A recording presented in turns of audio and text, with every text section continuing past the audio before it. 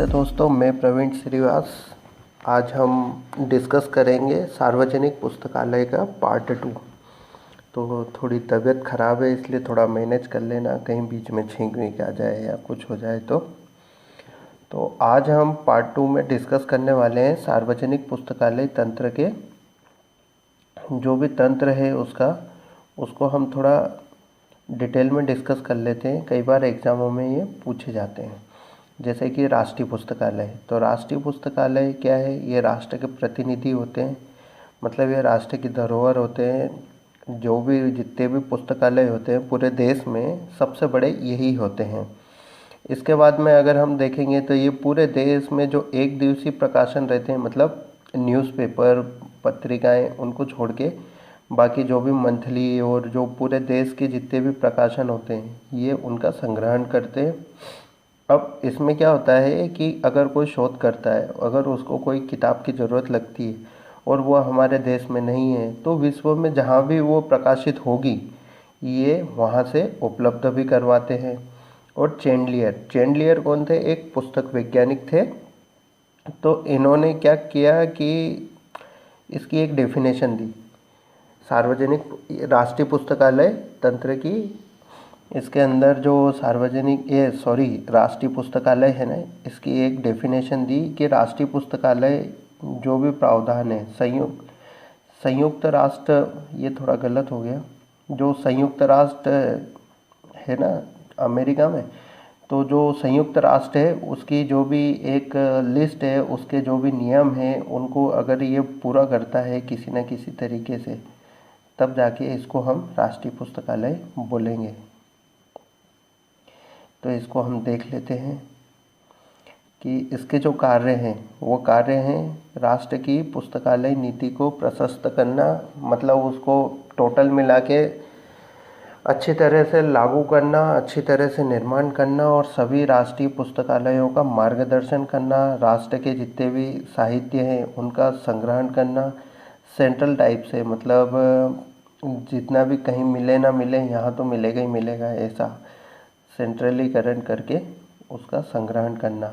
और साहित्य सूची प्रकाशन, मतलब पूरे राष्ट्र में जो जो चीज़ें प्रकाशित हो रही है उनकी सबकी सूची होती है इसके पास में। और साहित्य सूचना केंद्र, वही सेंट्रलीकरण, कि अगर हमको कोई सी भी चीज़ चाहिए तो हम वहाँ जा सकते हैं और हम आसानी से ले सकते हैं। ऐसा नहीं है कि कोलकाता का बंदा है, उसको अगर बेंगलुरु की कोई सी किताब पढ़नी है तो वो बेंगलुरु जाएगा, वो वहाँ से आराम से मंगवा सकता है। और वहाँ राष्ट्रीय पुस्तकालय में तो वहाँ पे होता ही होता है। इसके बाद में पुस्तकालय विश्व स्तर पर पुस्तकालय, ये गलत हो गया, पुस्तक का आदान प्रदान होता है विश्व स्तर पे।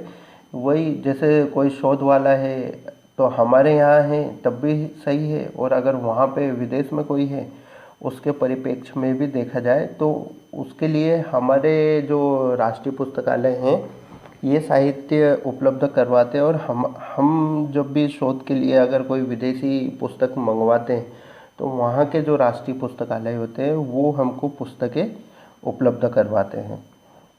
अंतर्राष्ट्रीय विनिमय केंद्र पुस्तकों का आदान प्रदान का ही दूसरा नाम है। और पुस्तकालय तकनीकी में शोध, तो जो भी किताबें रहती है इनकी जो भी तकनीकी शोध होता है, किताबें कैसी होनी चाहिए, क्या होना चाहिए इनमें, आजकल की जो अभी आधुनिक दुनिया में कैसी किताबें छापी जानी चाहिए, इसका जो शोध होता है उसे कहते हैं पुस्तक तकनीकी शोध। और तकनीकी सेवाओं का आदान प्रदान, तकनीकी सेवाएं मतलब पुस्तकों को अच्छी तरह से, जैसे कि पुस्तकों का डिजिटलीकरण होता है, एक हिसाब से नेट पे हम पुस्तकें पढ़ते हैं तो ये वहाँ से तकनीक चलती है। और पुस्तकालय तंत्र में शीर्ष पुस्तकालय के रूप में कार्य करना, जो कि ये काम करता ही है, मतलब सभी तरह से जितने भी जो पुस्तकालय होते हैं ना छोटे छोटे, उनका सबका ये बॉस होता है, एक तरह से डॉन। अब ये मेरा टेलीग्राम ग्रुप है, कभी अगर आप टेलीग्राम चलाते हैं तो इस ग्रुप को ज्वाइन कर लीजिएगा। यहाँ पे आपको बहुत सारे न्यूज़पेपर के आउटलेट्स और पीडीएफ फॉर्म में मिल जाएंगे, वीडियो के नोटिफिकेशन भी मिल जाएंगे। मुझसे संपर्क करना चाहते हैं तो ये मेरा ईमेल एड्रेस है, आप संपर्क कर सकते हैं। तो इसी का जो दूसरा आता है राज्य केंद्रीय पुस्तकालय। अब राज्य केंद्रीय पुस्तकालय का क्या काम है, तो ये राज्य में जितने भी पुस्तकालय होते हैं उनका नेतृत्व और मार्गदर्शन करता है। अब जो रंगनाथन जी थे उनने इनको 3 भागों में बांटा है, जिसका पहला भाग है स्टेट कॉपीराइट पुस्तकालय। अब ये क्या करता है, ये press and registration of books 1857 और इसमें जो संशोधन हुआ था वो 1954 की धारा 3 और 4। अब ये क्या चीज़ है, इसको हम पढ़ेंगे कॉपीराइट एक्ट में, तो इसको जब वहाँ पे पढ़ना ज़्यादा सही रहेगा अच्छी डिटेल में। अब इसकी जो भी गतिविधि और संचालन होते हैं उनके अकॉर्डिंग पुस्तकों का संग्रहण होता है। टोटल मिला के हम किसी दूसरे की पुस्तक कॉपी नहीं कर सकते, इसका ये मतलब है सीधा सीधा। और इनको थोड़ा सा देख लेना है, ये नेट की एग्ज़ामों में सीधे सीधे पूछे जाते हैं कि इसमें संशोधन कब हुआ था और ये बना कब था, ऐसा। इसके बाद में स्टेट डॉर्मेट्री पुस्तकालय, ये इसका दूसरा भाग है। इसमें राज्य के जितने भी पुस्तकालय हैं उनकी जो कटी फटी और जो निकली हुई किताबें रहती हैं, निकली हुई से मतलब जो ज़्यादा पुरानी हो जाती है वो वाली जो किताबें रहती हैं उनको यहाँ पर सुरक्षित रखते हैं, ताकि कहीं पे भी अगर किसी पाठक को ज़रूरत हो तो उनको उपलब्ध करवाया जा सके।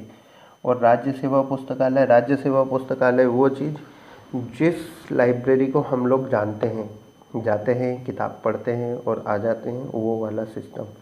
तो ये राज्य के स्थानीय निवासियों को पुस्तकालय सेना मतलब बहुत सारे पुस्तकालय उपलब्ध करवाना।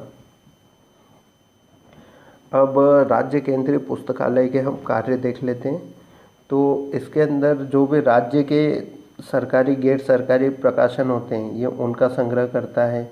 उसके बाद में यह उनकी साहित्य सूची बनाता है। साहित्य सूची के बाद में राज्य के जितने भी पुस्तकालय हैं उनका नेतृत्व और तकनीकी जानकारी देता है। साहित्य सूची व संघीय सूची, ये थोड़ा सा गलत हो गया, देख लेना, ये एग्ज़ाम पर्पज़ से एक तरह से रिवीजन क्लास चल रही है और साथ ही साथ में नेट की तैयारी भी चल रही है, तो आप आपके हिसाब से थोड़ा सा देख लेना है इसको। ये थोड़ा गलत हो गया, संगीत की जगह संघीय सूची है। अब यह राज्य स्तर पर पुस्तकालयों का आदान प्रदान करता है। बेंगलुरु वाले एमपी में मंगवा सकता है ये किताब, ऐसा। अब पंचवर्षीय योजना जो भी होती है हमारी, पंचवर्षीय योजनाओं में क्या बहुत सारी सूत्री मांगे होती है कि हमें देश को चलाने के लिए कोई से भी नियम कायदे कानून जो भी हम बनाते हैं पंचवर्षीय सूचना वो योजना के अंतर्गत। तो इसमें क्या होता है कि ये एक हिसाब से पब्लिक को वो है ना पब्लिक तक पहुंचाने का काम करते हैं इन योजनाओं को। वहाँ पे जाएंगे तो वहाँ पे इनकी सूचना आसानी से मिल जाएगी, उनका प्रचार होता है, उनको पुस्तकों में छापा जाता है, लोगों को दिया जाता है, ऐसा। इसके बाद में राज्य सरकार अगर कोई परामर्श लेती है पुस्तकालय से संबंधित तो ये उनको उपलब्ध करवाया जाता है कि साहब ऐसे जो भी पुस्तकालय नीति बनती है उसमें ये अपना परामर्श देते हैं। अब इसके बाद में जिला पुस्तकालय आता है।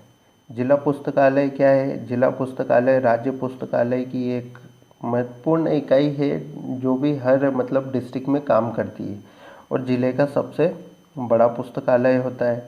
अब ये जो पुस्तकालय नीति बनती है राज्य केंद्रीय पुस्तकालय में, जो भी पुस्तकालय नीति बनती है तो ये क्या करता है कि ये उनको क्रियान्वित करवाता है, सीधा सीधा पब्लिक को बताता है और ये उसके लिए सीधे तौर पर उत्तरदायित्व होता है। अब इसमें नगरीय और ग्रामीण क्षेत्र के जितने भी पुस्तकालय हैं वो सारे आते हैं और इसके अधीन चल पुस्तकालय मतलब चलता फिरता पुस्तकालय। बहुत सारी जगह पे देखा होगा कि छोटी छोटी वैन में या छोटे छोटे कोई सी भी मैजिक वगैरह इनमें वो किताबें रख के एक चलने फिरने वाला पुस्तकालय बनाते हैं, वो शाखा पुस्तकालय मतलब विशेष शाखा से रिलेटेड पुस्तकालय जो ज़िले में होते हैं वो। और वितरण केंद्र, अगर आपको कोई सी भी अध्ययन सामग्री चाहिए तो ये उसका वितरण केंद्र का कार्य करते हैं जिला पुस्तकालय। इसके बाद में आते हैं प्रखंडीय पुस्तकालय। प्रखंडीय पुस्तकालय मतलब ब्लॉक लेवल के जो भी पुस्तकालय होते हैं वो, इनका टोटल मिला के गाँव की जो भी जनसंख्या रहती है, जो भी छोटी छोटी पंचायत होती है, इनके अधीन उनके लिए पुस्तकालय सेवा उपलब्ध कराना, पाठ्य सामग्री देना और लोगों को जागरूक करना कि साहब पुस्तकालय आने से आपके बहुत सारे फायदे हो सकते हैं। और पंचायत पुस्तकालय ग्रामीण जनता को ध्यान में रखते हुए इनका निर्माण करते हैं कि इनकी रुचि क्या है, ये लोग क्या पढ़ना पसंद करते हैं, ऐसा।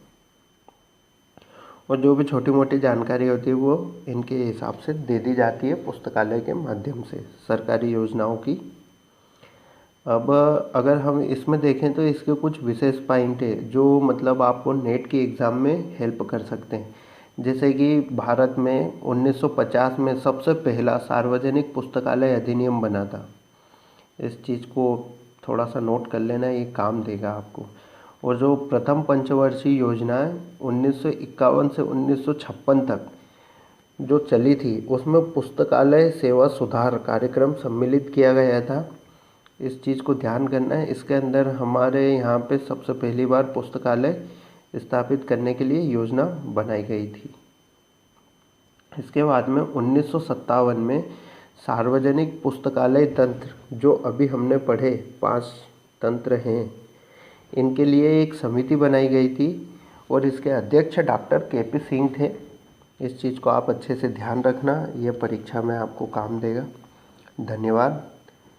और इसका पार्ट पहला अगर नहीं देखा है तो आप इसका पहला पार्ट भी देख लेना। अभी थोड़ी सी तबीयत ख़राब है दोस्तों, इसलिए हो सकता है आपके पास में थोड़े वीडियो धीमी गति से पहुँचे, पर जितनी कोशिश हो सकेगी हम हमारा जो भी सिलेबस है, जो एक बार पूरा बिलीव का सिलेबस है, इसका अच्छे से रिवीजन और नेट के लिए एक अच्छी खासी तैयारी हम कर लेंगे। अगर आपको अच्छा लग रहा है तो प्लीज़ लाइक करें, शेयर करें, कमेंट करें। धन्यवाद।